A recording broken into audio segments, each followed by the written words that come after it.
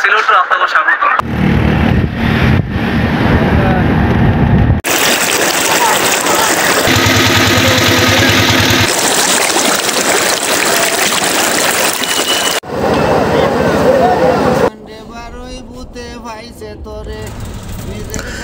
ঢাকার উদ্দেশ্যে রওনা দিয়ে এলাম সিলেটে ব্যবসায়িক কাজে, এবং সাথে সাথে আমাদের লক্ষ্য আছে যে আমরা সিলেটের দর্শনীয় স্থানগুলো আমরা ঘুরে দেখব।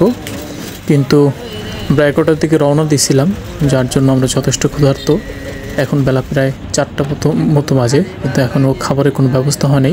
বাসের মধ্যে যথেষ্ট আমরা খারাপ সময় অতিক্রম করছি। আর কিছুক্ষণের মধ্যে হয়তো বাস স্ট্যান্ডে থামবে, তখন আমরা খাবার দাবার গ্রহণ করব। তো একটা হোটেলে আসলাম বাস স্ট্যান্ডেই।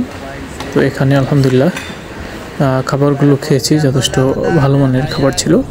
তো এখন আমরা যাব ভোলাগঞ্জের উদ্দেশ্যে, সিলেট ভোলাগঞ্জ। সেখানে পাথরের সম্পর্কে একটু আমাদের দেখাশোনা আছে। কিন্তু যেতে যেতে এই যে আপনার চা বাগান রাস্তার পাশ দিয়ে সত্যি অত্যন্ত মনোমুগ্ধকর অবস্থা, প্রাকৃতিক যে নৈসর্গিক সৌন্দর্য সেটা অবশ্যই অত্যন্ত আকর্ষণীয় ছিল। আমি জীবনে প্রথমে এই চা বাগান দেখেছি, আর দেখে সত্যি অত্যন্ত ভালো লেগেছে।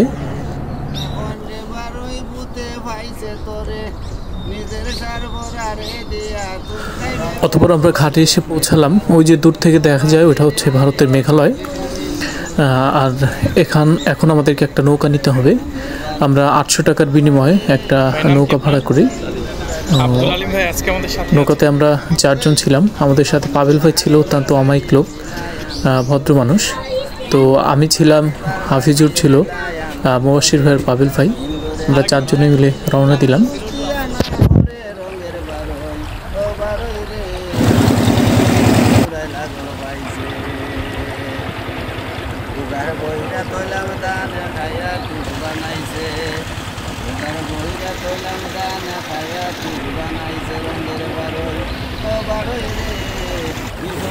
অবশেষে সাদা পাথরে আমরা পৌঁছেছি। এখন যেহেতু বর্ষার মৌসুম, সেক্ষেত্রে সাদা পাথরের যে প্রকৃত জৈবন সেটা কিন্তু বর্ষাতেই ফুটে ওঠে। পাহাড়ের ঢালে ভারত থেকে কিন্তু এই স্রোতের সাথে সাথে অনেক পাথর আসে এখান থেকে। ব্রিটিশ আমলে ওনারা লক্ষ্য দিয়েছিল যে এখান থেকে হয়তো বা 25 বছর কি 15 বছর পাথর উত্তোলন করা যাবে, কিন্তু সেটার সাথে সাথে যুগের পরিক্রমায় কিন্তু এখনও পর্যন্ত পাথর আছে। কিন্তু সরকার কিন্তু এই বিষয়টা হয়তো ওইভাবে নজরে আনেনি। বিশেষ করে আওয়ামী সরকার থাকতে এটা ওইভাবে কোনো ধরনের পর্যবেক্ষণে নিয়ে আসা হয়নি যে এখান থেকে পাথর উত্তোলন।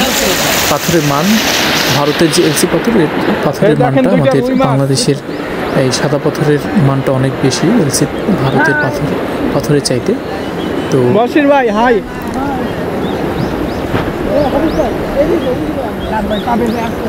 বর্তমান সরকার যদি পাথর উত্তোলনের কাজটা করে, তাহলে বাংলাদেশ কোটি কোটি টাকা এখান থেকে ইনকামের সুযোগ থাকবে। আর প্রাকৃতিক সৌন্দর্য সত্যি অসাধারণ। আমার দেখা দৃশ্যগুলোর মধ্যেই প্রথম আমি দেখেছি যে পাহাড়ের উপরে মেঘের আনাগোনা, এটা সত্যি রোমাঞ্চকর ছিল, অত্যন্ত আকর্ষণীয়, দর্শনীয়। আপনারা যারা ভ্রমণ করতে চান সাদাপথ যে কোনো সময় আসতে পারেন, তবে অবশ্যই যদি বর্ষার সময় আসেন তাহলে এটাকে পরিপূর্ণভাবে আপনারা উপভোগ করতে পারবেন। তো সিলেটে আমরা যে কয়টি পর্যটন কেন্দ্র ভ্রমণ করেছি তার মধ্যে সাদা পাথর অত্যন্ত আকর্ষণীয় ছিল। আর আপনাদেরকে অবশ্যই সাজেস্ট করতে পারি, যদি আপনারা কখনো সিলেটে যান, সাদা পাথর, জাফলং, মিনিমাম এই 2টা জায়গায় আপনারা ভ্রমণ করবেন। রাতারগুলোও আমরা যেতে চেয়েছিলাম, কিন্তু সময় স্বল্পতার জন্য যেতে পারিনি। আমরা এখন যে দৃশ্যগুলো দেখছি, ওই পাশে যে পাহাড়গুলো, এগুলো সব ভারতের মধ্যেই, ভারতের মেঘালয়। আর পাহাড়ের উপরে মেঘের আনাগোনা এটা কিন্তু সবসময় আছে। এই দৃশ্যটা কাছ থেকে মনে হয় যে অনেকটাই ছোট ছোট পাহাড়, কিন্তু যদি আপনি সরজমিনে যান দেখবেন আপনার লক্ষ্যের বা স্বপ্নে চাইতে অনেক বড় পাহাড় আর কি।